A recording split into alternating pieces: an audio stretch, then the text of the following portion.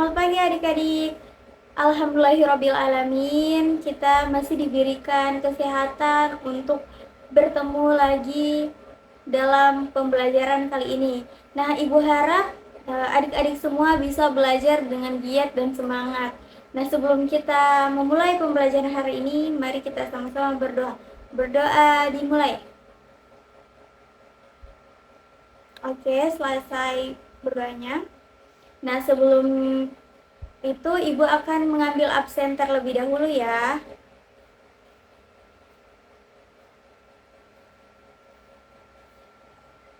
Aristia Mandak,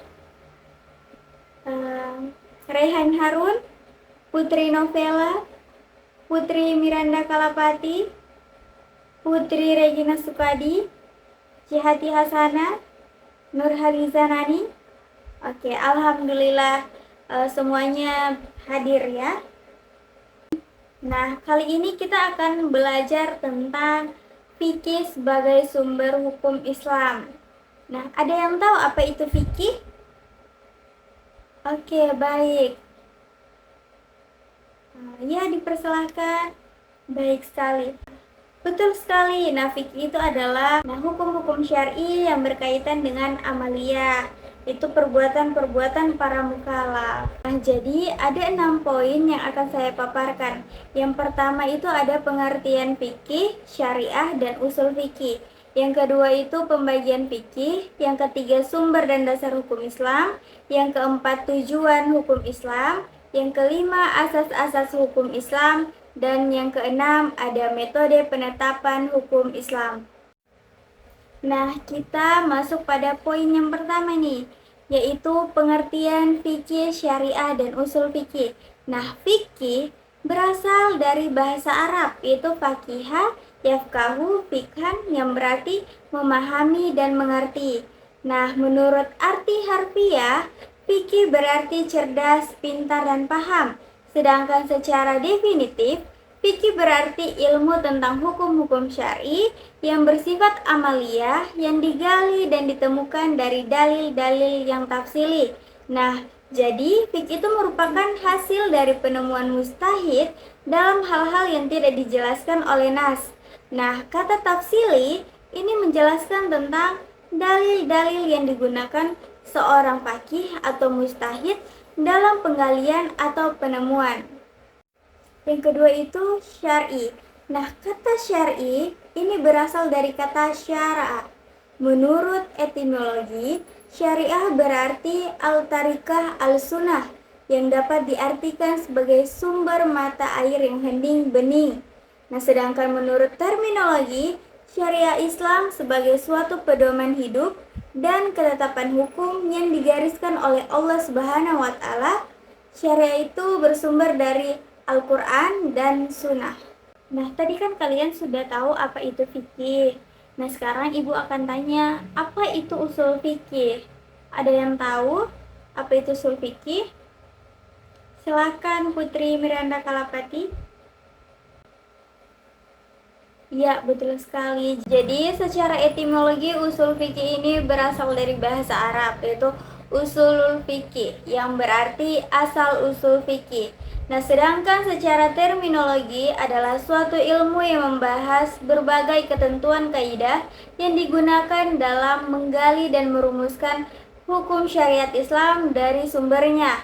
Nah, dengan kata lain, usul fikih itu adalah kumpulan kaidah-kaidah yang menjelaskan kepada faqih bagaimana cara mengeluarkan hukum-hukum dari dalil-dalil syar'ah.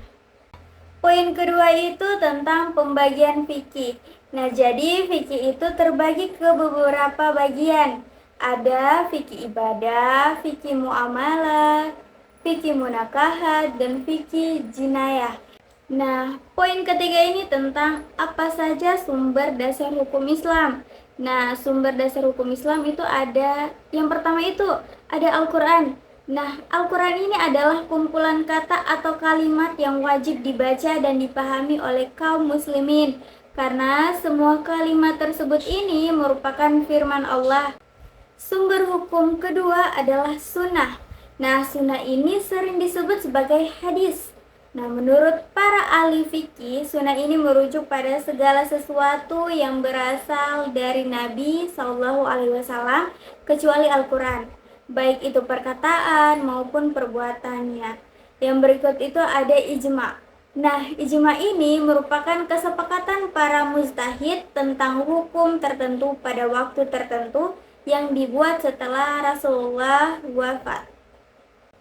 Hukum keempat itu ada kias. Nah, kias adalah pengukuran sesuatu dengan yang lainnya atau penyamaan sesuatu dengan sejenisnya. Nah, kias adalah menganalogikan suatu masalah yang belum ada ketetapan hukumnya, nas atau dalil, dengan masalah yang sudah ada ketetapannya hukumnya karena adanya persamaan ilat. Kemudian poin keempat ini tentang tujuan hukum Islam. Nah, jadi ada beberapa tujuan hukum Islam. Yang pertama, ada manfaat bagi kehidupan itu sendiri dan bagi orang lain. Yang kedua, melakukan keadilan. Yang ketiga, kesetaraan hak dan kewajiban berdasarkan hukum. Yang keempat, saling mengontrol kehidupan sosial. Yang kelima, kebebasan berekspresi, berpendapat, bertindak tanpa melintas batas negara, hukum, norma sosial. Yang keenam, pembaharuan sosial yang positif dan bertanggung jawab. Poin kelima itu tentang asas-asas hukum Islam. Nah, di dalamnya itu ada asas keadilan. Nah, asas keadilan ini berusaha menetapkan atau meletakkan sesuatu pada tempatnya. Kemudian ada asas kepastian hukum. Nah, asas ini sama pentingnya dengan asas keadilan. Yang ketiga itu ada asas kemanfaatan. Nah, asas ini yang mengiringi pelaksanaan asas keadilan dan asas kepastian. Dan yang berikutnya ada asas tauhid. Nah, prinsip dari asas ini memiliki pengaruh yang sangat luas terhadap cara seseorang memahami Tuhan dan firman-Nya. Yang terakhir ada asas kemerdekaan atau kebebasan. Nah, poin keenam ini membahas tentang metode penetapan hukum. Nah, yang pertama itu ada ijma. Yang kedua ada kias. Istisna ini merupakan memilih meninggalkan dalil dan mengambil rukhsah dengan hukum sebaliknya. Maslahah mursalah. Maslahah mursalah adalah memutuskan masalah yang tidak ada nasnya dengan pertimbangan kepentingan hidup manusia berdasarkan prinsip menarik manfaat dan menghindari kemudaratan. Kemudian ada urf. Urf adalah diperbolehkannya suatu kebiasaan masyarakat selama tidak bertentangan dengan aturan. Yang berikutnya ada istishab. Nah, istishab adalah tindakan menetapkan berlakunya suatu ketetapan sampai ada alasan yang bisa mengubahnya. Dan yang berikutnya ada qaul sahabi. Nah, qaul sahabi adalah perihal satu orang sahabat mengemukakan sebuah pendapat kemudian menyebar di kalangan sahabat lainnya tanpa diketahui seorang sahabat. Yang terakhir ada syar'u man qablana.